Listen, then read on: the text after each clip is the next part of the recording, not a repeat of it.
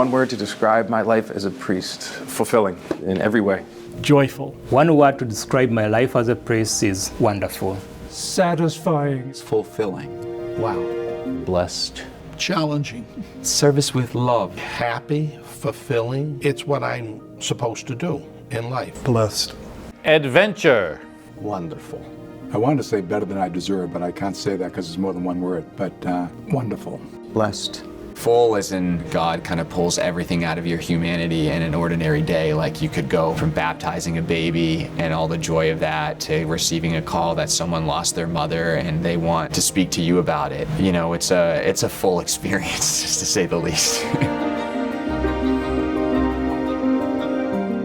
When I began as a priest, I thought I was a one-man band, as I said. Very quickly you start to learn I can't be a parish priest without everybody else, and they can't be God's people without me, and that the priest has to be completely together with the people. The fact of the matter is, everybody in the parish taught us how to be a priest. You learn certain stuff in the seminary. That's intellectual, it's head trip. But how to serve, how to stay with people when they're dying, I mean, that kind of stuff isn't just taught. You got to experience it. I had a number of instances where people were dying and the family called me, and I do the anointing of the sick.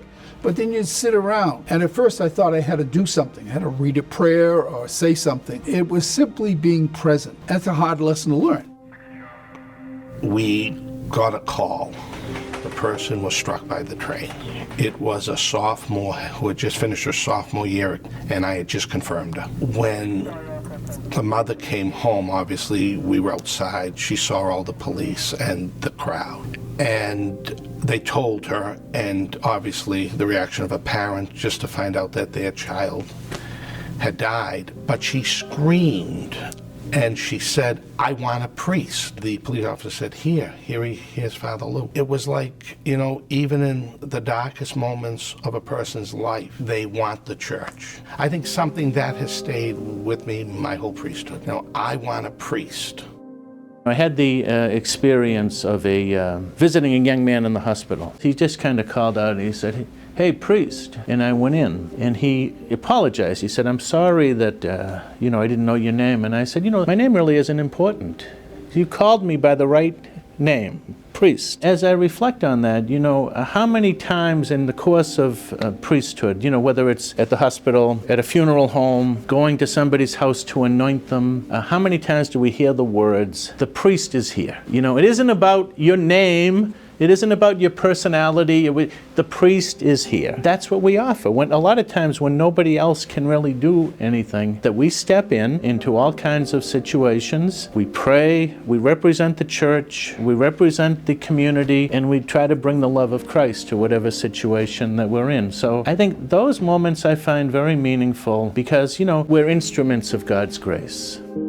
I do a retreat, an all-day retreat for people who've lost children, and their circumstances can be an illness, it can be a car accident, and drug overdose, or whatever it is. And to sit at a table with probably 20, 25 people who've all lost children, and to be able to speak about God's love for their child, and answer some very difficult questions, and to let them know that God's love for their child is beyond words and even greater than their own love for their child. And God is merciful. And so I believe in God's love and mercy drawing children into heaven. And your child will be the first one will see you when you enter heaven one day. It'll be your child who will welcome you and bring you to Jesus. I believe it. I was visiting a parishioner at Beth Israel Hospital, and I was waiting to get the elevator to go back down to return to my car, and I saw this man in the corner kind of like looking at me and then looking at his feet, and he seemed a little troubled. And then right when the elevator opened, he said, "Excuse me, are you a priest?" And I said, "I am." And he kind of unloaded right there with his sufferings of his wife, who was very sick. And he said, "Father, I was Catholic. I haven't really been, but would you see my wife?" And it was a very powerful moment. And I went in and was able to provide the sacraments that this woman needed and pray with the family. And it was just a great reminder that God uses the priest to save souls. And wasn't expecting to have that encounter, but it was a very powerful experience for sure. Although I feel very unworthy, because of the grace of the priesthood, people trusted me and they want us to be part of their lives. You know, difficult moment, happy moment, joyful moment. And sometimes they share with us things that they don't share with their own spouses and family. So we're so privileged to be priests of Christ. I'm called to look for the lost sheep, so I think that many times people might see priests in an office or in the church waiting for them to come, and I think that as a priest, I'm called to do the opposite, to go and look for them, to go out, open the doors of the church so they can come in, but also open the doors of the church so I can go out myself and go and look for them. The Cardinal said in a homily of the ordination, to be a father for those who need a father. And I think that this is my main mission. No? And many people might not know that they need a father, and I have to be present there for them as well. So to look for those who are lost. I think that the more life experience I have as a priest, the more I'm able to share with other people. I live in a community, the economically poorest community in Massachusetts. There are people who have very, very difficult lives. They have single moms who raise many kids with multiple jobs, and they're on all the time. So for most kids, full families are not present. We're also the fentanyl capital of New England. So with drugs as a permanent part of the scene, all bets are off. I get, thankfully, called into everyone's regular life situations. There are a lot of things I witness regularly that you would never possibly imagine, because you shouldn't. I'm highly aware that God is working through me in daily interactions, in the sacraments. I mean, there's lots of challenges about the priesthood today. I think the most difficult part, though, is knowing that many of your people that God has entrusted to you have left the church for a variety of reasons, and you're responsible to try to bring them back. We're ordained to seek out the lost, and sometimes it keeps me up at night knowing that there's people starving for love that I haven't reached yet.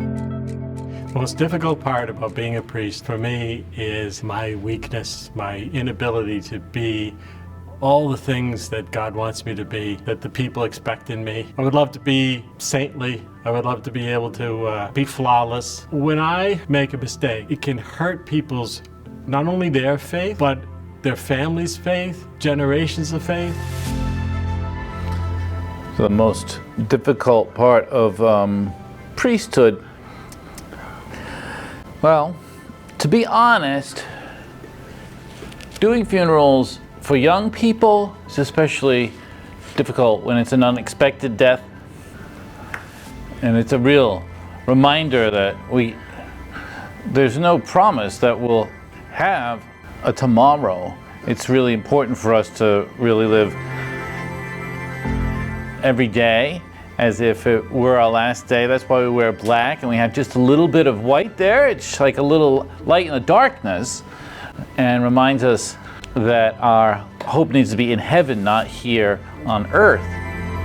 The most difficult part is that when there's something that's very sad and you don't have any control over it and you can't do anything about it, but listen to somebody, pour out their heart in like an impossible situation. They're hurting terribly. And you wish that you had a magic wand that could just take that away. But all you can do is be there present and listen. Sometimes you find out later that that person really appreciated it. But at the moment, there wasn't anything but just overwhelming sadness. The most difficult part about being a priest for me is that there can be a loneliness. And when I say that, obviously I have this big family and I have so many people in my life, and I'm very lucky to have people who love me and whom I love. But there's something about the life that can isolate insofar as not all those people in my life understand.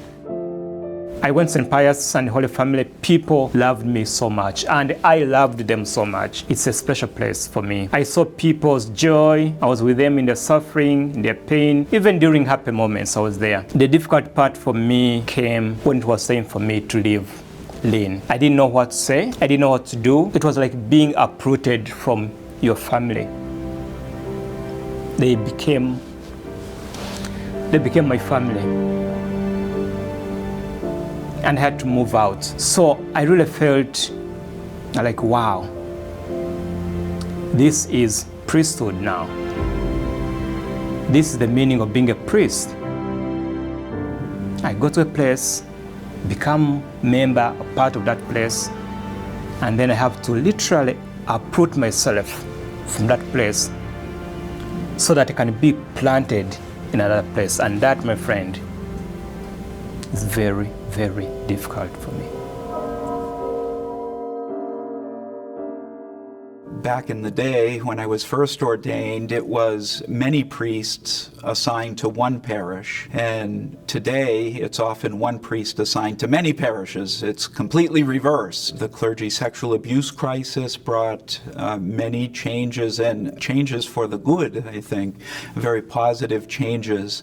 And so now part of my ministry has to be ensuring that children and other people who are vulnerable are safe, and that there can be no more basic responsibility than that. They can't hear the gospel of Christ if they're not safe. I think nowadays the most difficult part for me of being a priest is helping people to understand that the church is theirs. At the same time that they are the churches. Like having this understanding that people belong to church, that belongs to them. The Lord drives me to talk about a church that is open to the world, that I like Pope Francis talking about extending your tents, widening, I think that's the word, the tent, being welcoming, being hospitable, being available. So the Catholic Church is a mission to the world. So that's the way we should be. The most meaningful part of being a priest is to celebrate the sacraments, specifically the Eucharist. That's why the priesthood exists, to bring Christ into the world through the consecrated species of bread and wine, to bring Christ's healing presence through the sacrament of reconciliation, through the sacrament of the sick. I mean, people see in the priest a conduit to God. And as unworthy as we are for that honor, we still offer that hope to people. After church on Sunday, people would come out and would say, "Oh, Father, you spoke right to me. That was just what I needed to hear." And so I'd ask them, I said, "And what was that? What did I say that so helped you?" And they'd tell me this or that. And I'd say, "I didn't say that." And that happened over and over. And any one of the priests would tell you a similar story. And then there's a fellow who is a professor of preaching. He made the comment one time about what he called the God in between. And he says, we speak and people hear. But in between that, God interprets for people what they need to hear. I never thought of that. It's not something they teach in the seminary. But I think there's an enormous amount of truth to that. So yeah, that's one common experience of God working through me. You get kind of humbled by that. The most meaningful part of my ministry as a priest is to be with the people, to journey with the people, to be with them, to be present, to listen to them. Yes, I may not solve all their problems. I cannot. I may not even change their suffering, may not even end their pain, but to be present to them, to hold the space for them, say, okay, I'm here. When they share with me their deepest longing, when they share with me their fears, their joys, their sadness, their struggles, issues in their families, and they entrust that to me that is priceless. Celebrating Mass is the most meaningful part of my life as a priest because it is the one and only reality through which Jesus Christ becomes fully present on this planet. The fact that I am given the ministry of ministering that sacrament and leading people in prayer in that experience is, I believe, the most meaningful reality on this planet. I meet saints all the time. I mean, the people I've encountered during my life's journey, incredible. And they have taught me so much more about what it means to be a Christian, a disciple of Jesus, than I've ever taught them, I think. And so I think those are the miracles that people, despite some of the ups and downs of life, they keep the faith. I have had people in my parish who, behind the scenes, are going through a lot of struggles, but you would never know. They're the first person to volunteers when you need some help with a project. In the St. Vincent de Paul Society, they're doing all sorts of wonderful things. That's why probably my motto is be slow to judge and quick to forgive, because you never know what's going on behind the scenes in someone's life. I started to understand how oftentimes St. Peter had to overcome himself and how we don't need to be perfect to serve and to lead. And that's consoling to me because I'm very far from perfect, as you know. And so to understand that we can make mistakes, and if we are accountable and we come back to God and we go to confession and do what we need to do, we can be given the grace that we need to persevere as St. Peter did. Having the opportunity to hear confessions and forgive sins, there's really no other feeling like it when you're on the other side of the screen and someone begins to breathe a lot lighter for a burden that they've carried for a long time, which is Jesus has freed them through your hands, and that is an amazing experience. I'm just shocked and surprised, like how God would put me in this place to make this happen, and that He would choose me, who also have struggles and am weak and I'm an ordinary guy. And so it's very humbling, and you just realize His power and how He is present and still acting very powerfully through His priests, through His church, and His people here and now in our neighborhoods. I have to say that my whole life as a priest is not a single moment that God is not working through me. Everything that I do, it's God's grace and God's working through me. I love my priesthood. I love my priest. I love the Archdiocese of Boston, and thank God every day for my priesthood. Just last week, I started crying. I'm talking to my parishioners. I said, do you realize what a privilege it is for me to be a priest? I said, to be able to celebrate the Eucharist with you, to stand here and offer you Jesus, there's nothing better. So that has always been one of the greatest privileges of my life, is to celebrate a Mass and to make sure everyone who's there feels that they are loved, not just by me, by Jesus. I've never regretted one day of being a priest. And I thank Jesus every day for allowing me to be His priest.